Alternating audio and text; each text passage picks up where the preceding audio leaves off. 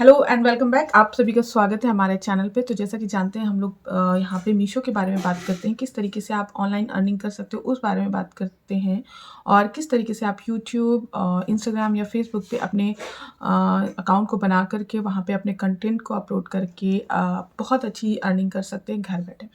तो आगे हम लोग चलते हैं कि आज के वीडियो का टॉपिक क्या है। तो आज के वीडियो का जो टॉपिक होगा वो मीशो से ही रिलेटेड है, क्योंकि 2 दिन पहले हमें वहाँ पे एक क्वेश्चन मिला था।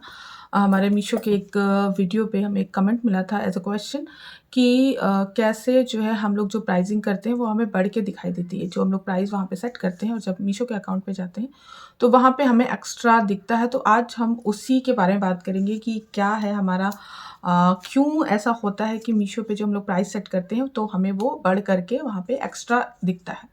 तो उसी जो क्वेश्चन है उसी पे पूरा का पूरा हमारा आज का वीडियो बेस्ड होगा। बाकी कैसे जो है अकाउंट बनाना है, उस पे कैसे लिस्टिंग करनी है, आपको जीएसटी लेना है नहीं लेना, विदाउट जीएसटी कैसे आप काम कर सकते हो, इस सभी चीज़ों में अगर आपको इंटरेस्ट है, आप बात करना चाहें तो हमें कमेंट कर सकते हैं और हम उस पे जो है और अनदर वीडियो डिटेल में बना देंगे। लेकिन आज का जो वीडियो रहेगा वो उसी क्वेश्चन पे रहेगा।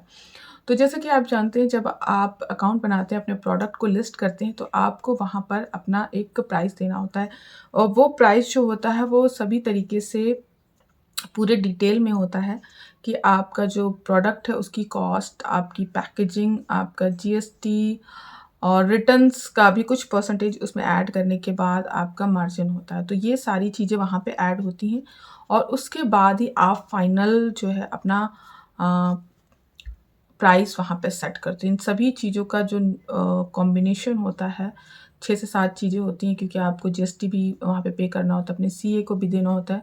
आपका जो प्रोडक्ट है वो, प्लस आपका जो कन्वेंस लगा है वो, हर एक चीज़ वहाँ पे इंक्लूड करनी होती है। उसके बाद आपको एक फाइनल प्राइस जो है निकल के आता है, जिसमें आपका मार्जिन होता है, प्लस रिटर्न जो आते हैं उसका भी परसेंटेज उसमें ऐड करना ज़रूरी होता है, क्योंकि आप प्रोडक्ट से ही अपने रिटर्न्स का लॉस होता है उसको कवर करोगे वहाँ पे। क्योंकि अगर आप वो नहीं ऐड करोगे तो आप जो है प्रॉफिट में नहीं रह पाओगे, क्योंकि जब भी कोई रिटर्न आता है तो उसमें आपको लॉस होता ही होता है, क्योंकि रिटर्न्स में आप ही पे करते हो दोनों साइड का कुरियर। अगर वो प्रोडक्ट ओपन होकर के कस्टमर रिटर्न कर देता है, उसमें मीशो या फिर कस्टमर का कोई भी हस्तक्षेप नहीं होता, वो अपना कोई भी 1 रुपया नहीं पे करते हैं। सीधा-सीधा जो दोनों साइड का कुरियर चार्जेस होते हैं वो आप ही के अकाउंट से कट कर लिए जाते हैं। तो ये सारी चीज़ें इंक्लूड करके हम मान लीजिए कोई भी प्राइस सेट करते हैं और अपने प्रोडक्ट की लिस्टिंग करते हैं। उसके बाद जो है हम लोग जब जाते हैं तो वहाँ पे हमें बढ़ा हुआ क्यों दिखता है? तो बढ़ा हुआ, आप ये सोचोगे कि मीशो जो है कोई मार्जिन भी नहीं लेता है, उसमें मार्जिन ऐड भी नहीं होता, क्योंकि फ्री सर्विस देता है वहाँ पे मीशो।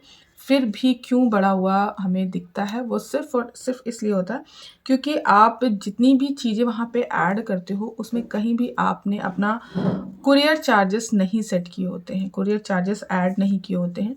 और कुरियर चार्जेस कहीं न कहीं कंपनी, जो भी कुरियर कंपनीज़ हैं उनको देना ही देना है। विदाउट पे के कोई भी कुरियर कंपनी आपके प्रोडक्ट को यहाँ से वहाँ नहीं पहुँचाएगी। और इसी वजह से जब हम कोई भी प्रोडक्ट का प्राइस वहाँ पे सेट करते हैं तो आपको हमेशा बढ़ा हुआ दिखता है। कम से कम 60 से 70 रुपए के आस-पास आपको वहाँ पे प्राइस में आपके ऐड हुआ मिलता है। मान लीजिए कोई भी प्रोडक्ट आप 300 का वहाँ पे ऐड करते हो, मतलब अपनी प्राइस सेट करते हो अपने प्रोडक्ट का, और उसके बाद जब आप मीशो पे उसको चेक करते हो तो आपको 370, 60 या फिर 40, 340 ऐसे करके दिखाई देता है। वो सिर्फ़ और सिर्फ़ इसलिए दिखाई देता है क्योंकि कुरियर चार्जेस मीशो पे करता है। और जब मीशो के पास वो आता है अमाउंट, तो वहाँ से वो अपने चार्जेस काट करके जो भी कटते हैं वो सब काट करके आपकी प्राइस जो है उसमें भी कुछ चार्जेस कटते हैं, उसके बाद वो आपको पे करता है और उसमें से सबसे पहले वो कुरियर चार्जेस ही कट करता है। इसलिए आपको वो प्रोडक्ट का प्राइस बढ़ा हुआ मिलता है, यही होता है रीज़न। बाकी मीशो आपसे कुछ नहीं लेता। हाँ, अमेज़न और फ्लिपकार्ट पे आपको ज़रूर उनकी फ़ीस पे करनी होती है, बट मीशो पे ऐसा कुछ नहीं है। बस जो आपको बढ़ा हुआ प्राइस दिखता है वो सिर्फ़ और सिर्फ़ इसलिए दिखता है क्योंकि कुरियर चार्जेस मीशो को पे करने होते हैं। जो भी कुरियर कंपनीज़ को मीशो ने हायर किया हुआ है अपने कंपनी में, मतलब अपने अकाउंट पे, अपने ऐप पे, और आपके एरिया के अकॉर्डिंग जो-जो वहाँ पे अवेलेबल हैं उनको देना पड़ता है। इसलिए वो चार्जेस आपको दिखाई देते हैं। और ये हमारी थी छोटी सी इन्फॉर्मेशन, हमारे जो कमेंट में पूछा गया था। आपको ये इन्फॉर्मेशन कैसे लगी ज़रूर बताइएगा। साथ ही साथ आगे की भी जो भी क्वेरीज़ हैं आप हमें कमेंट करके बता दीजिएगा। तब तक के लिए tata bye bye, thank you.